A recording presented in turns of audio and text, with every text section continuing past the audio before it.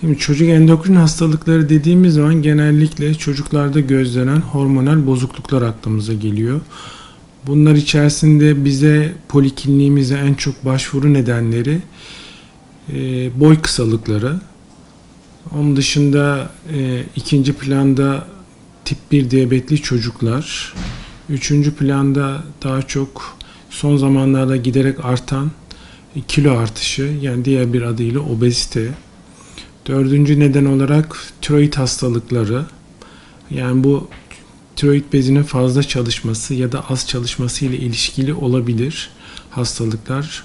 Beşinci olarak da farklı nedenlerle mesela kemik hastalıkları gelebilir. Onun dışında adrenal, böbrek üstü bezi hastalıkları gelebilir. Onun dışında cinsiyet gelişim bozukları ile ilişkili bazı hastalıklar ön planda bize başvurmakta. Şimdi erken ergenlikle ilgili son yıllarda gerçekten bir artış var. Bunun net mekanizması ve net şu yapıyor diye demek zor. Ama pandemi döneminde mesela kliniğimizde yaptığımız bir çalışmada erken adetle başvuran kız çocuklarının arttığını gördük. Sonra Gazi Üniversitesi'nde de benzer bir gözlem olması üzerine hayvanlarda bir çalışma yaptılar. Ve bu çalışma Avrupa Pediatrik Endokrin toplantısında ödül aldı. Buradaki çalışmanın mantığı şuydu. Mavi ışığa maruziyet süresi uzadıkça erken ergenliğin ortaya çıktığını düşünerek yaptılar bu çalışmayı. Bu çalışmada deney hayvanlarını mavi ışığa maruz bıraktılar ve hayvanların daha erken ergenliğe girdiğini gösterdiler. Buradan ne yola çıkıyor? Pandemi döneminde insanlar, çocuklar evde biraz yaşamlarını sürdürmek zorunda kaldı ve eğitimler online devam etti. Eğitimlerin online devam etmesi nedeniyle tabletteki mavi ışığa maruziyet süresi arttı. Bu da onların erken ergenliğini tetiklediğini bu deney çalışmasıyla gösterdiler. Yani mavi ışık, tablet başında medya ürünleri üzerinde dediğimiz cihazlarla geçirilen süre erken ergenliği tetikleyen faktörlerden birisi. Onun dışında çevresel faktörler, çevresel uyaranlar, tüketilen besinler, gıdalar, bunlar da erken ergenliğin tetikleyicisi olarak kabul ediliyor. Mesela bazı gıdaların daha iyi olgunlaşması ve daha hızlı olgunlaşması için kullanılan kimyasal ürünler, plastik maddeler, mesela kırtasiye malzemelerinden BPA ve ftalat içermeyen ürünleri kullanmayı öneriyoruz. Yani maliyeti düşük plastik ürünlerin erken ergenliği tetiklediği biliniyor. Bunlar endokrin bozucular olarak yer alıyor. Onun dışında erken ergenliği de tanımlayacak olursak şöyle halkımızın aklında kalsın. Kızlarda 8 yaşından önce, erkeklerde de 9 yaşından önce ergenlikle ilgili tüylenme, ter kokusu gibi bulguların olması, kızlarda meme gelişiminin olması mutlaka ailelerin bir çocuk endokrin kliniğine başvurmalarını gerektiriyor.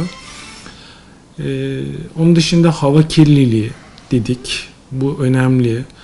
Ondan sonra tüketilen gıdaların içeriğindeki endokrin bozucular, bunları söyledik. Kozmetikler, çünkü küçük çocuklar annelerinin kozmetik ürünlerini kullanmaya eğilimli.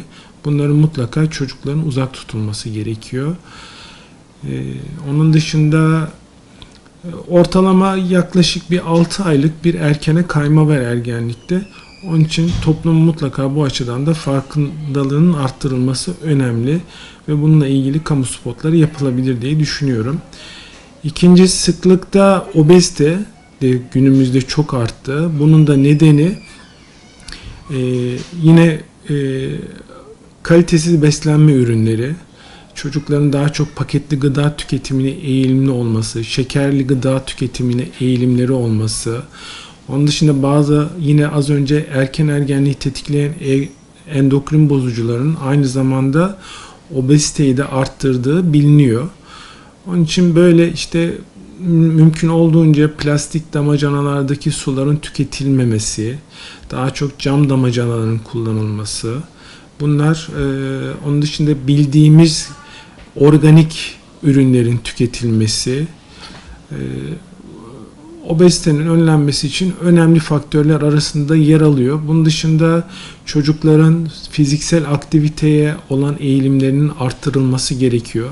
Televizyon, tablet gibi medya ürünlerinde başında geçirdikleri sürenin minimuma indirilmesi gerekiyor.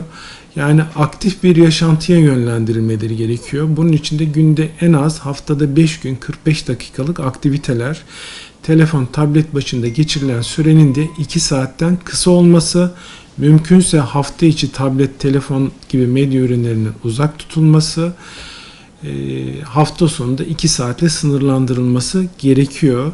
Tip 1 diyabet insüline bağımlı bir diyabet. Mutlaka dışarıdan insülin kullanmaları gereken bir durum. Nasıl tanı alıyorlar? Çocuklar genellikle çok su içme, çok idrara gitme şikayetiyle bize başvuruyorlar. Bu süreçte bazen atlanan vakaların %40'ı acile koma ile gelebiliyorlar.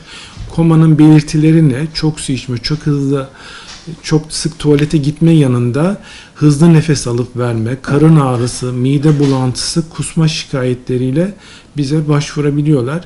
Amacımız bunların diyabetik ketoasidoz dediğimiz bu tabloyla başvuruların önüne geçmek. Bunun için de yine kamu spotu, toplumsal farkındalığın arttırılması bizim için çok önemli. Şimdi boy kısalığı, obezite, bir de diyabet konusunda erken teşhisin öneminden bahsetmek istiyorum. Mesela boy kısalığından başlayacak olursak, bir boy kısalığı önemli. Sağlık ocaklarına, okuldaki öğretmenlere de bu konuda önemli görevler düşüyor. Eğer bir toplum ortalamasının ya da sınıf ortalamasının altında bir çocuk varsa mutlaka bir doktoruna yönlendirilmeli, aile hekimleri tarafından değerlendirilmeli ve ilgili merkezlere sevk edilmeleri gerekiyor. Neden? Çünkü boy kısalıklarına ne kadar erken müdahale edilirse bazı tipleri tedavi edilebilir. Bazı tipleri ise tedavi edilemiyor. Ama mutlaka bir çocuk endokrin hekimi tarafından ne kadar erken tanı konursa o çocuklar hedef boylarına ulaştırılabilir.